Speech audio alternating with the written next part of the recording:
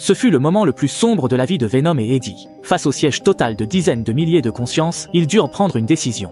Whiphand, qui subit le plus fort de l'attaque, décida de mourir avec la conscience. Il sauta sur elle et la transperça d'une lame tranchante. L'équipe du général Strickland pilota un hélicoptère et tira sauvagement sur les gens en contrebas. Eddie retint le petit garçon et laissa la famille Martin se cacher sous la voiture. Debout, il vit le guerrier symbiote à deux têtes se faire déchirer en deux par la conscience. Dans des cris successifs, les symbiotes furent dévorés par la conscience, l'un après l'autre, et seul Whip resta. La conscience plaqua le symbiote au sol et le supplia sans cesse. Devant cette scène en forme de coupe, le symbiote commença à hésiter. Il courut sur le côté, prit une moto pour attirer l'attention de la conscience, et la famille Martin monta à son tour dans la voiture du Dr Payne et s'échappa. Avec Eddie, il prit la forme de Venom. Toutes les consciences l'assiégèrent aussitôt. Le général Strickland ordonna à son équipe d'attendre que les consciences pénètrent dans la zone de destruction pour les éliminer. L'hélicoptère tira sauvagement sur les explosifs en contrebas, mais sans jamais endommager la conscience. Le clan du fouet épée en cuir bondit et lui coupa la tête, mais en un clin d'œil, sa tête fut rattachée à son corps. À cet instant, la conscience n'avait que le code en mouvement dans son champ de vision. Peu importe les attaques des humains et des symbiotes, ils les ignorèrent complètement. Voyant la conscience se rapprocher, Venom bondit et survola directement le dépôt de munitions. La conscience, qui n'avait pas encore réagi, fut directement prise dans la vague de chaleur de l'explosion. Tous observèrent avec anxiété si la conscience avait été détruite. Soudain, la conscience perça l'épaisse fumée et engloutit les soldats de l'avion dans son estomac. L'hélicoptère s'écrasa hors de contrôle. L'hélicoptère s'écrasa sur le 4x4 qui arrivait, et le général Strickland vit à nouveau les membres de son équipe se faire massacrer brutalement par le monstre. Cette fois, le général Strickland réagit avec détermination et frappa la conscience si fort qu'elle ne put plus relever la tête. Alors qu'il s'apprêtait à tirer son subordonné blessé, Eddie était sur le point d'être déchiqueté par la conscience.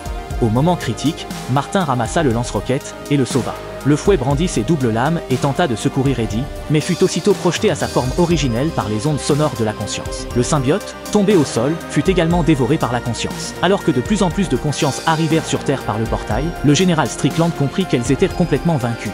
Venom entraîna Eddie dans les débris de l'hélicoptère. Ils savèrent tous deux que la seule solution était de sacrifier une personne. Même si Eddie n'y consentait pas, Venom avait manifestement pris la décision. Face à la vie et à la mort, ils cessèrent de se disputer et de se câliner comme des amants. Qu'ils fussent de bons partenaires ayant traversé la vie et la mort, ou la petite beauté de la vie ordinaire, Venom était devenu un élément indispensable de la vie d'Eddie.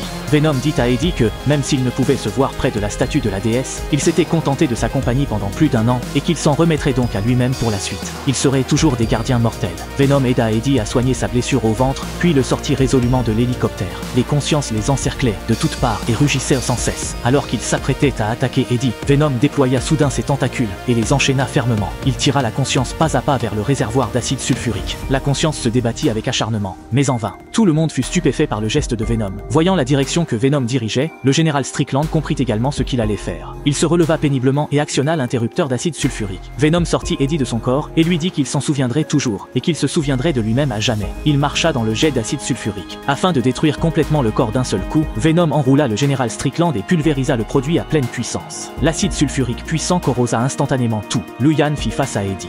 Le général Crane ouvrit le jet au maximum. L'acide sulfurique puissant corrosif instantanément tout. Venom tendit ses tentacules vers Eddie. Celui-ci pensait lui faire ses derniers adieux. Mais il ne s'attendait pas à ce qu'il soulève un panneau de porte et le bloque devant lui. Dans ce moment critique, Venom n'oublia pas de protéger son amour. Courageusement et droit, il marcha vers la destruction. Cette posture tragique fut un choc inoubliable.